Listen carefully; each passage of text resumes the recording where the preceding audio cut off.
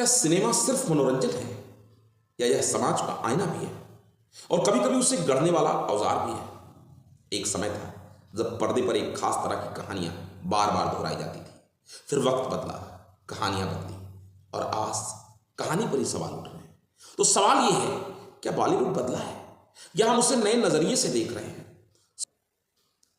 70 और 80 का दशक, जब बॉलीवुड में एंग्री यंग मैन का दौर था, अमीर उद्योगपति, भ्रष्ट सरकार, निकम्मी पुलिस, बेबस और गरीब पीड़ित, यह केवल कहानी नहीं थी, यह उस दौर का सामाजिक गुस्सा था। इन फिल्मों में अक्सर धर्म की बात कम और वर्ग संघर्ष ज्यादा दिखता था। फॉर एग्जाम्पल दीवार जैसी फिल्में, त्रिशूल जैसी फिल्में, शक्ति, कालिया, डान, नमक हराम, मजबूर, अर्जुन, घायल, घातक जैसी फिल्में। इन फिल्मों में उद्योगपति और सिस्टम को अक्सर शोषक दिखाया गया, लेकिन धीरे धीरे कुछ लोगों को लगा कि एक खास समुदाय या परंपरा को बार बार नकारात्मक दिखाया जा रहा है। बॉलीवुड में धर्म का चित्रण भी हमेशा एक जैसा नहीं रहा। कभी मंदिर के पुजारी भ्रष्ट दिखाए गए, तो कभी सूफी संत को दयालु, कभी हिंदू परंपराओं पर सवाल उठे, तो कभी मुस्लिम किरदारों को आदर्श रूप में दिखाया गया। एग्जाम्पल दूं, ओ माई गॉड, धार्मिक संस्थाओं पर सवाल उठे। पीके, धार्मिक आस्था और अंधविश्वास में एक फर्क दिखा। हैदर, राजनीतिक और सामाजिक मुद्दे। माय नेम इज खान, मुस्लिम पहचान का सकारात्मक चित्रण हुआ।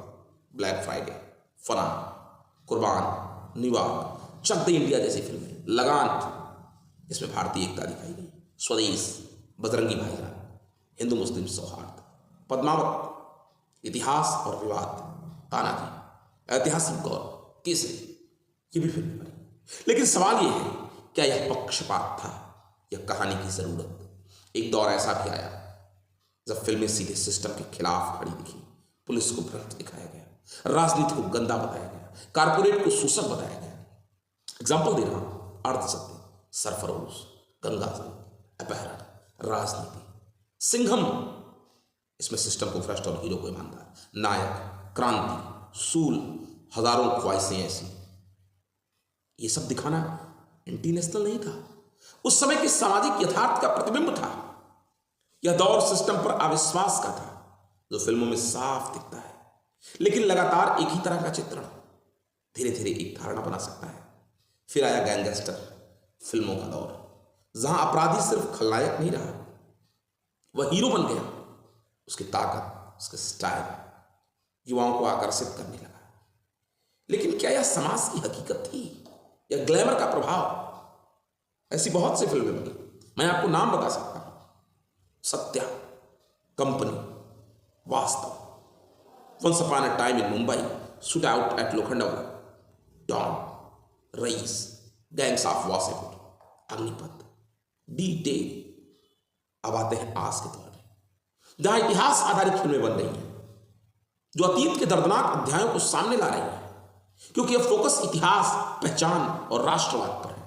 कुछ लोग इन्हें सच्चाई कहते हैं, तो कुछ इन्हें प्रोपेगेंडा कहते हैं। For example the Kashmir files, the Kerala story, Tanaji, Kesari, Uri, the surgical strike, Shershaah, Manikarnika, Samrat Prithviraj, the legend of Bhagat Singh, RRR। और आजकल के चर्चे में चल रही है धुरंधर। सवाल वही है, सिनेमा सच दिखा रहा है या अपनी सोच? जब भी कोई फिल्म समाज, धर्म या राजनीति को छूती है तो विवाद होना तय है। कुछ राजनीतिक दल और नेता इन फिल्मों की आलोचना करते हैं, तो कुछ उनका समर्थन है। लेकिन क्या यह आलोचना सिर्फ विचारों की है या राजनीति का हिस्सा? तो असली सवाल क्या है? क्या बॉलीवुड एक तरफा था या हम उसे एक नजरिए से देख रहे थे? क्या आज की फिल्में सच दिखा रही हैं या एक नैरेटिव बना रही हैं? शायद सिनेमा कभी भी पूरी तरह निष्पक्ष नहीं रहा, क्योंकि सिनेमा हमारी सोच का विस्तार है। तो अगली बार जब आप कोई फिल्म देखें तो सिर्फ कहानी मत देखिए, सोचिए कहानी आपको क्या सोचने पर मजबूर कर रही है, क्योंकि असली ताकत सिनेमा में नहीं, आपकी समझ में है।